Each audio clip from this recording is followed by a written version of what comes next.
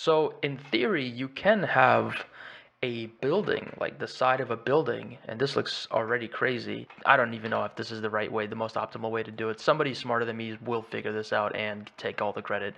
I think for buildings, this has a lot of potential, and hopefully I can make a building that has something like this.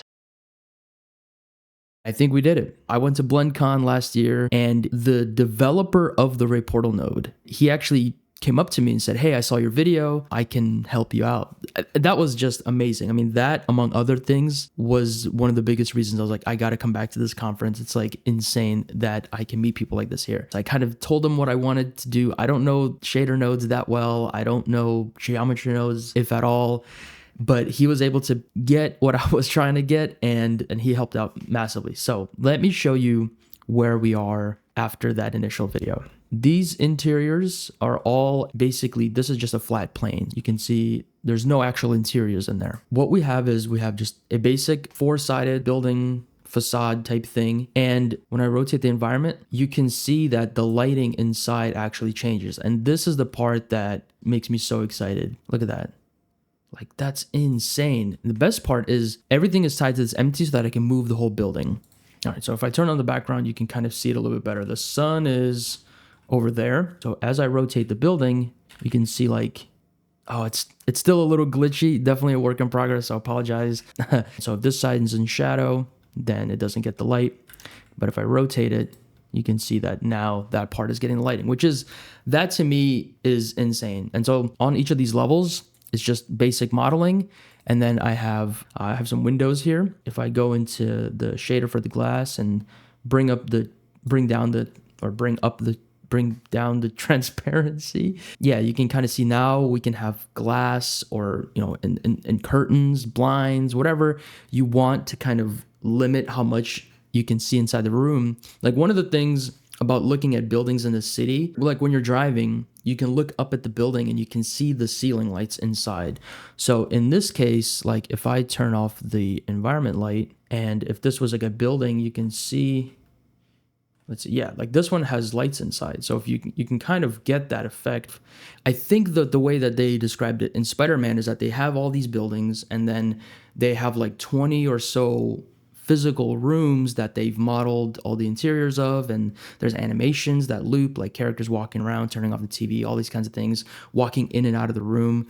And they have that stored like under the map somewhere, or just somewhere like you can't get to. But then all the windows in the buildings, they kind of have like these ID tags, and they're saying, hey, on this window, on this building, put room 4 right there. And then they're doing other like game engine stuff to make the lighting and stuff work with it, like the dynamic lighting. But in concept, this is essentially the same thing. So here I have 4 rooms. You can kind of ignore this orange one, it's an extra one.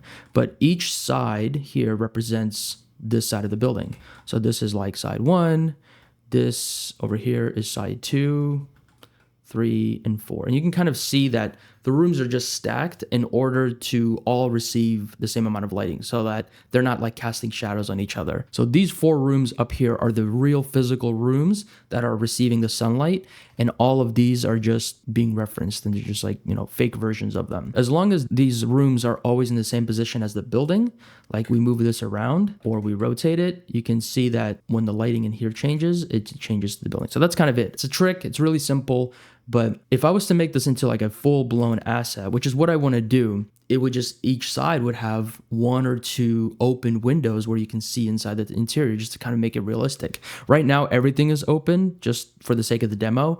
But just imagine you have this building, and then you can kind of get a glimpse inside. Like maybe there's a curtain that's like pulled aside and you can see inside a little bit. Or if you just have a giant like corporate skyscraper and the whole row is visible. Like you can make a really wide floor level and scatter, a bunch of like chairs and cubicles inside, and then reference that entire width. And that's kind of what I'm doing here with, like, at the bottom, we have this room, and then on the side, we have the other room. And these are just side by side, and right here, they're side by side. What we have here is we have Suzanne, and if I move it into this room, and then you can see that it's in the space. And if I rotate it, and if I was to animate, like, a character walking in or out, or a character kind of like sitting at the computer working, like doing NPC type animations, that can add an extra layer of realism. You know, you can kind of duplicate these rooms, just scatter them around, and then as a medium or background element, I think it can really go a long way. You can also animate like